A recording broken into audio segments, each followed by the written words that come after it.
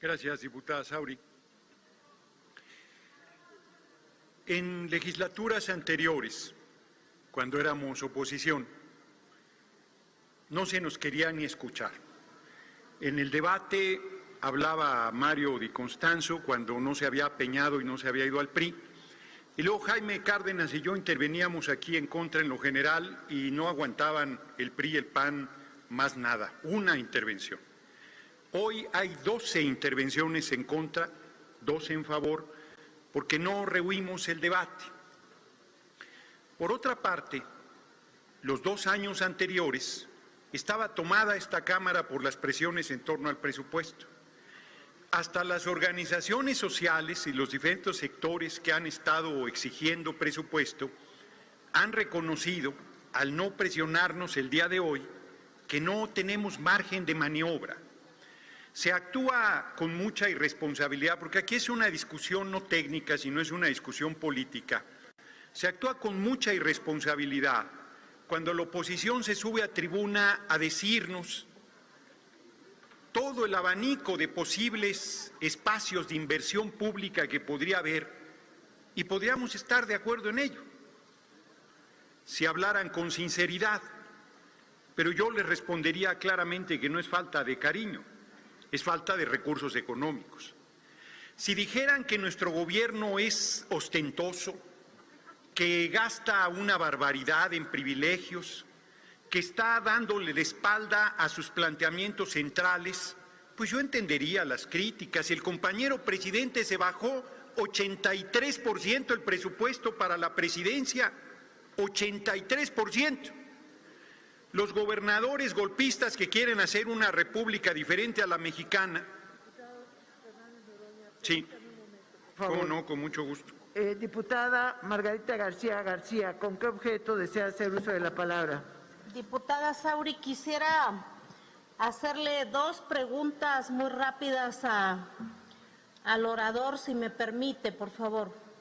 ¿Acepta usted, diputado Fernández Noroña, 2 preguntas de la diputada García García? Por supuesto, la oposición no me va a preguntar nada, entonces le acepto a la compañera Margarita sus preguntas. Adelante, diputada García García. Muchas gracias.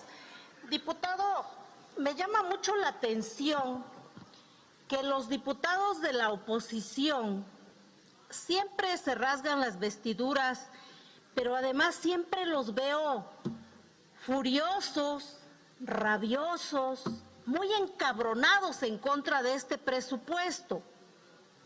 Yo quisiera que me contestaras a qué se debe, porque no encuentro motivo. Y en otra, ¿tú crees que tiene que ver un poco que anteriormente el presupuesto se manejaba a discreción y que se detiene en una nota a ex líder juvenil del PRI acusado por desvío de recursos?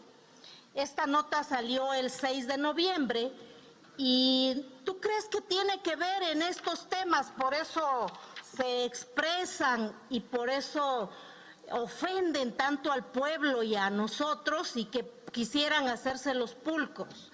¿Qué me puedes contestar, diputado, de estos temas?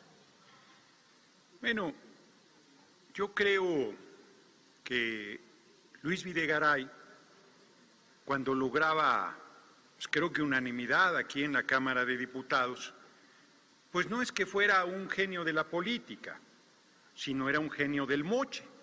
Le daba a todos su parte presupuestaria, le daba a cada fracción parlamentaria.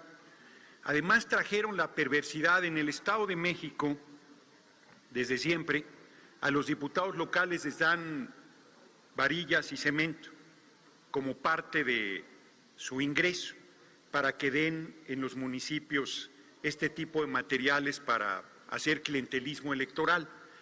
Cuando Peña llegó a la presidencia, llegó al nivel de perversidad de traer ese esquema, pero no les daba varillas y cemento, sino les daba millones de pesos del presupuesto para que hicieran obras. Por ejemplo, si revisáramos los presupuestos del sexenio anterior, veríamos que se hicieron muchísimos centros deportivos. No existen, pero estuvieron presupuestados. Fueron entregados por esa vía para que los diputados y diputadas de las diversas fracciones que entraban en estos niveles de corrupción, pues recibieran los recursos que ejercían discrecionalmente. Yo estoy convencido que si esos centros deportivos se hubiesen hecho, seríamos una potencia en la materia. También se informaban carreteras que a la fecha no existen. Yo la otra vez andando, por ejemplo, por Puebla, me llevaba, ya ven que ahora los teléfonos son bien inteligentes, y me llevaba una carretera que se morían de la risa los pobladores cuando pregunté, porque me dijeron, no existe, hay 5 kilómetros que no existen y entonces no se puede conectar la carretera y te tienes que regresar e ir por el otro lado porque eso no está en el mapa, está en la información, pero no existe en la realidad. La verdad es que fueron unos genios de la corrupción, unos genios del engaño, unos genios malignos, y por eso están tan indignados. Vienen aquí y se rasgan las vestiduras, como bien comentas, a decir que los niños con cáncer, que los problemas médicos, que las escuelas, que los hospitales, que los caminos. Y yo les pregunto, ¿qué hicieron de todo eso? Bueno, el caso que me comentabas del joven del PRI, pero ¿para qué vamos tan lejos?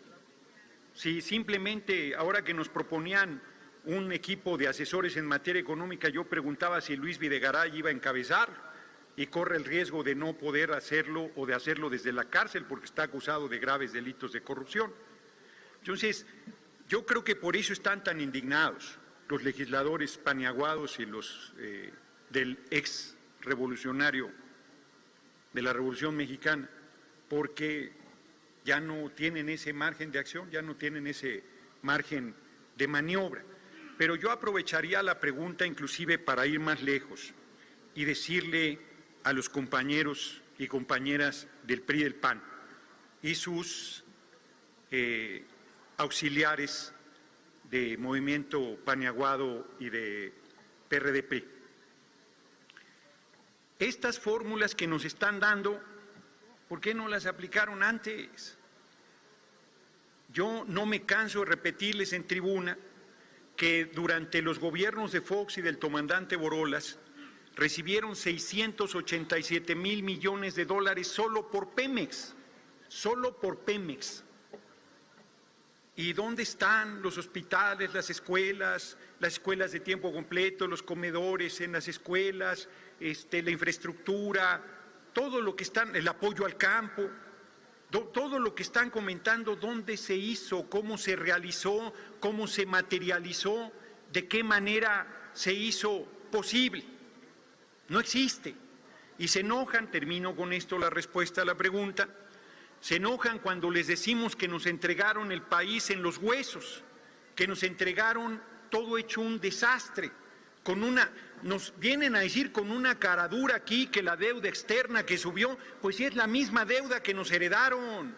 Nuestro compañero presidente no ha pedido un centavo partido a la mitad de préstamo, pero por todas las dificultades generadas por la llamada pandemia, se modificó la paridad del peso con el dólar, eso tiene un impacto en mayor cantidad en pesos, menos debemos en dólares, más debemos en pesos, y nos vienen a decir que nosotros incrementamos la deuda y que cuánto el Producto Interno Bruto. No, bueno, son de una desvergüenza increíble.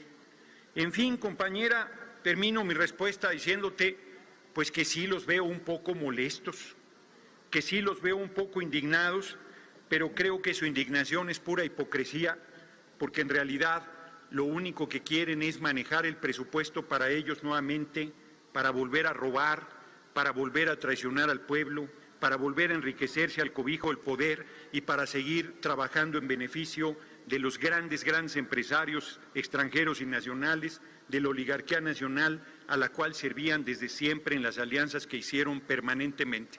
90% de las cosas contrarias, 90% de las cosas de la legislatura las han votado juntos el PRI y el PAN, y el 100% de las cosas contrarias al pueblo las han votado en esta soberanía.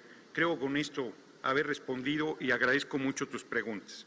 Ya terminé mi respuesta, diputada Saura. Adelante, diputado. Fíjense cómo son las cosas. Hoy estoy tan tranquilo porque como casi no están los del PAN y no me están gritando, entonces puedo estar sereno compartiendo las reflexiones.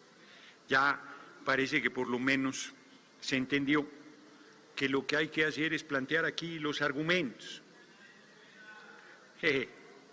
Los caciquillos de Guanajuato, que roban y roban al pobre pueblo y lo empobrecen, lo tienen en un nivel de desigualdad social brutal, pero vienen aquí a tribuna a presumirnos que son empresarios, que generan empleos. Ojalá le hicieran caso a Eugenio Garza Sada y lo imitaran un poquito, por lo menos en la política social que hacía este empresario neoleonés. El día que me vengan a presumir en tribuna no que generan utilidades, sino que sus trabajadores y trabajadoras son los mejores pagados del país, que tienen seguridad social, es más, que tienen un contrato colectivo de trabajo superior al de cualquier empresa de la nación, entonces sí diré, ah, caray, qué personas más sensibles, más humanas, más comprometidas. Pero son de los que van a misa, decía mi abuela, como santos cagadiablos, porque son unos reverendos hipócritas, redomados. Se dicen muy creyentes, se dicen muy entregados, pero son terribles, son el lobo del ser humano, son explotadores feroces, terribles. Pero cómo se adornan aquí en tribuna, decir que generan empleo y riqueza para el país, ignorantes supinos, porque la riqueza se produce con trabajo, no se produce de ninguna otra manera. Y quien genera la riqueza en este país es el pueblo trabajador, los hombres y mujeres que trabajan mínimo 10 horas al día y que reciben salarios miserables gracias a la alianza del PRI y el PAN, que les quitó sus derechos laborales, que les quitó la seguridad social, el aguinaldo, la jubilación, hasta las prestaciones más elementales, el reconocimiento de la relación laboral. La verdad es que vienen a amenazarnos, y con eso termino, de que el pueblo ya despertó. Pues claro que ya despertó, por eso perdieron el 1 de julio de 2018 y por eso perderán en junio de 2021. Va a ser dura la elección del año entrante, pero los vamos a arrasar. Es más, yo sí hago votos, lo digo aquí en tribuna, a que el PRI y el PAN se quiten la máscara y vayan juntos en la elección, son lo mismo. Vayan juntos, de una vez. Que quede claro que hay dos partidos en México, los que están con el pueblo y los que están contra el pueblo, y de una vez que se quiten la máscara y demuestren que son lo mismo. Se llame Alianza Basurero de la Historia. Vayan juntos, de verdad, les pongo un monumento en el Zócalo de la Ciudad de México. Muchas gracias por su atención, compañeros y compañeras.